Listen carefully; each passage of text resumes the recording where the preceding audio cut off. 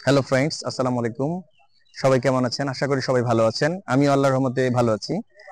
আজকে একটি short video নিয়ে চলে এসেছি আপনাদের মাঝে। যদিও ভিডিওটি শর্ট, বাট অনেক ইনফরমেটিভ হতে চলেছে ভিডিওটি। তো চলুন শুরু করা যাক আজকের ভিডিও। আজকের ভিডিওটি মূলত হচ্ছে আমাদের মাঝে অনেক ফ্রেন্ডস আছে, বন্ধু বান্ধব আছে, বা ছোট ভাই বড় ভাই যাই বলেন, যারা বাইক কিনতে চাচ্ছেন। তো অনেকেই আমরা বাজেটের স্বল্পতার কারণে অথবা কম বাজেটে পুরাতন একটি ভালো বাইক কিনতে চাচ্ছি। সেই পুরানা বাইক কেনার ক্ষেত্রে কি কি বিষয় খেয়াল রাখতে হবে এবং কিভাবে একটি বাইক দেখে শুনে বুঝে কি কি বিষয়গুলো খেয়াল করে আপনি একটি ভালো বাইক অল্প টাকায় কিনতে পারবেন, সেই বিষয় সম্পর্কে আজকে বিস্তারিত জানানোর চেষ্টা করব। তো চলুন আমরা ভিডিওটি শুরু করি। তো বাইক কেনার ক্ষেত্রে প্রথম যে বিষয়টি আপনারা খেয়াল করবেন সেটা হচ্ছে বাইকের যে ডিস্ক ট্র্যাকটা রয়েছে। হ্যাঁ, এই ডিস্কটার ক্ষেত্রে আপনারা লক্ষ্য রাখবেন। এখানে কিভাবে বুঝবেন যে বাইকটি কত কিলোমিটার আসলে চলেছে, সেটা বোঝার জন্য আপনাকে প্রথমে ডিস্কে দেখতে হবে। এই ডিস্কটা যত কিলোমিটার চলবে আস্তে আস্তে কিন্তু ডিস্কটা ক্ষয় হবে। তো আপনি এই ডিস্কটা দেখে হাত দিয়ে এইভাবে নেড়ে ডিস্কের যে ক্ষয় যাওয়া অংশ এবং উঁচু যে অংশটা আছে সেটার মধ্যে একটা পার্থক্য করলেই আপনারা বুঝতে পারবেন যে আসলে বাইকটা কত কিলোমিটার চলেছে। এটাতে আসলে মিটার কমানো হয়েছে না এক্স্যাক্টলি রাখা হয়েছে, সেটা কিন্তু সামনের দিক এবং পিছনের দিক দেখে আপনারা সহজেই জাস্টিফাই করতে পারবেন যে আসলে বাইকটার কন্ডিশন কি বা কত কিলোমিটার বাইকটা চলেছে। এটা গেলে এক নাম্বার মানে খেয়াল করার বিষয় পুরোনো বাইক কেনার ক্ষেত্রে আর কি। পুরোনো বাইক কেনার ক্ষেত্রে দ্বিতীয় যে জিনিসটি আপনারা খেয়াল করবেন সেটা হচ্ছে যে টায়ারের যে গ্রিপ গুলা রয়েছে।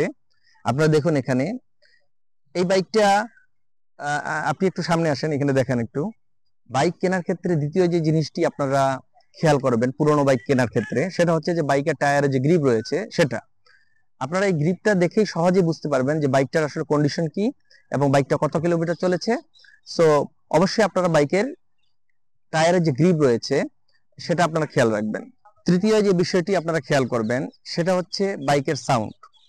একটা বাইকের সাউন্ডে কিন্তু অনেক কিছু বলে দেয়। এই সাউন্ডে আপনাকে বলবে যে বাইকের ইঞ্জিনের ভিতরে কি কি কি অবস্থা, আসলে কন্ডিশনটা কি, রিং পিস্টনের অবস্থা কি, আদার্স যে পার্টস গুলো রয়েছে সেটার অবস্থা কি, সেটা কিন্তু একটা বাইকের সাউন্ডে আপনাকে বলে দিবে। যদি সাউন্ডটা শ্রুতিমধুর হয় এবং সাউন্ডে কোনো ফাটা না থাকে বা বিকট কোনো আওয়াজ না করে, অথবা সাইলেন্সার দিয়ে যদি কোনো ধোঁয়া, কালো ধোঁয়া বের না হয় এবং সাউন্ডটা যথেষ্ট স্মুথ হয়, তাহলে বুঝবেন যে বাইকের ইঞ্জিনটা অনেক ভালো রয়েছে বা কন্ডিশন ভালো, এটা আপনি নিতে পারেন।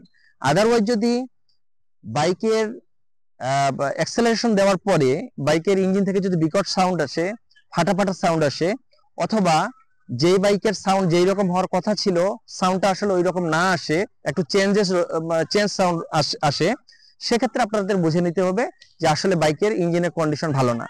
এটা হলো তৃতীয় যে বিষয়টা আপনারা খেয়াল রাখবেন সেটা। চতুর্থ যে বিষয়টি আপনারা খেয়াল করবেন একটি পুরনো বাইক কেনার ক্ষেত্রে, সেই বিষয়টা হচ্ছে বাইকের যে সাসপেনশন রয়েছে সেই বিষয়গুলো। যেমন এখানে দেখেন সামনে আমারটাতে রয়েছে ইউএসডি সাসপেনশন।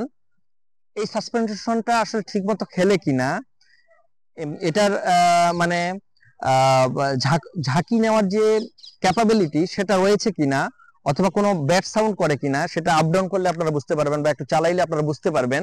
সো এই সামনের সাসপেনশন এবং পিছনে যে মনোশক সাসপেনশনটা রয়েছে সেই সাসপেনশনটা আসলে ঠিকমতো ঝাঁকি ক্যারি করতে পারে কিনা, অথবা কোমরে কোনো বাড়ি লাগে কিনা বা বেশি ব্যথা পান কিনা, এবং সেটা ভাঙা কিনা, সেটা আপ ডাউন ঠিকমতো করতেছে কিনা, এই বিষয়গুলো আপনারা চেক করে দেখবেন। কারণ একটি সাসপেনশনের দাম অনেক ভালোই দাম আর কি একটা সাসপেনশনের। বিশেষ করে সামনে যে ইউএসডি সাসপেনশনটা রয়েছে, যে সকল বাইকের ইউএসডি সাসপেনশন রয়েছে সেটা অনেক ব্যয়বহুল এবং দামি।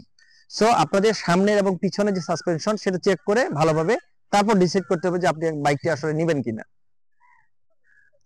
সর্বশেষ যে বিষয়টি সেটা খুবই ইজি একটি বিষয় একটি বাইকের কন্ডিশন সম্পর্কে জানার জন্য, সেটা হচ্ছে বাইকের যে কন্ডিশন।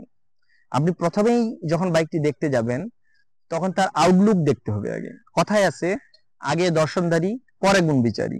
সো একটি বাইক যদি পরিষ্কার পরিচ্ছন্ন থাকে, মনে করেন 2 বছর একটা বাইক ব্যবহার করা হয়েছে, তারপরে তার কন্ডিশন যথেষ্ট ভালো, বাইরে থেকে আপনি দেখে বুঝতে পারতেছেন আর কি যে কালার কোয়ালিটি খুব ভালো রয়েছে, আপনার চতুর্দিকে বাইকের টায়ার হইতে শুরু করে রিং, তারপর হচ্ছে সরি রিং তো বলা যাবে না, রিম আর কি, হ্যাঁ, এই রিমটা এবং মিটার টিটার সুইচ টুইচ, মানে ওভারঅল সিট হইতে শুরু করে সবকিছু একটা পরিচ্ছন্ন ভাব রয়েছে এবং দেখে মনে হচ্ছে বাইকটা যথেষ্ট ভালো এবং বাইকের যত্ন নেওয়া হয়েছে দীর্ঘদিন। সো এই কন্ডিশন দেখেও কিন্তু আপনারা বিচার করতে পারবেন যে আসলে বাইকটার মালিক বাইকটিকে কিভাবে ব্যবহার করেছে আর কি। সেটা কি খুব রাফ ইউজ করা হয়েছে, না সেটা জেন্টলি রাইড করা হয়েছে? যদি জেন্টলি রাইড করা হয় তাহলে অবশ্যই বাইকটি পরিষ্কার পরিচ্ছন্ন থাকবে এবং চকচকে একটি ভাব থাকবে। যদিও বাইকটার বয়স 2-3 বছর হয়ে গেলেও বাইকটি কিন্তু যথেষ্ট পরিষ্কার পরিচ্ছন্ন থাকবে এবং দেখতে অনেক ভালো লাগবে। এটা হচ্ছে সবচেয়ে সহজ পদ্ধতি একটি বাইকের কন্ডিশন দেখার জন্য। সো বন্ধুরা, যে 5টি বিষয় বললাম, আপনারা অবশ্যই পুরানা কোনো বাইক কেনার সময় এই 5টি বিষয় যদি খেয়াল রাখেন এবং অবশ্যই যদি ফলো করেন, এই 5টি বিষয় খেয়াল করলেই আপনারা কখনো ঠকবেন না একটি পুরনো বাইক কেনার জন্য। যেহেতু আমরা একটি বাইক অনেক কষ্ট করে কিনি, দীর্ঘদিনের জমানো টাকা দিয়ে, একটি বাইক হচ্ছে একটি ছেলের স্বপ্ন। সো আপনি একটি কষ্টের টাকা দিয়ে একটি পুরনো বাইক কেনার পরে যদি দেখেন যে আপনি ঠকে গেছেন, ইঞ্জিনে কাজ করতে হচ্ছে আপনাকে আরো 20,000 টাকা, আপনার সাসপেনশন কিনতে হচ্ছে 2টা সাসপেনশন মিলে 30,000 টাকা, বা পিছনে মনোশক সাসপেনশন চলে গেছে, এটাতে খরচ করতে হচ্ছে 5,000 টাকা। সো এই বিষয়টাতে যেন আপনারা না পড়েন, সেজন্য আমি যে বিষয় 5টি বলেছি, আরো অনেক বিষয় রয়েছে, বাট এগুলো হচ্ছে মূলত 5টি বিষয় হচ্ছে মূল বিষয়। এগুলো যদি আপনি খেয়াল করে একটি বাইক কিনতে পারেন, অবশ্যই আপনি জিতবেন এবং ভালো একটি বাইক পাবেন বলে আমি আশা করি। সো সবাই ভালো থাকবেন, দেখা হবে নেক্সট কোনো ভিডিওতে। আমার ফেসবুক পেজটি এবং ইউটিউব চ্যানেলটি অবশ্যই সাবস্ক্রাইব করবেন এবং বেল আইকনটি ক্লিক করে পাশে থাকার চেষ্টা করবেন। ধন্যবাদ সবাইকে। আসসালামু আলাইকুম ওয়া রাহমাতুল্লাহি ওয়া বারাকাতুহু।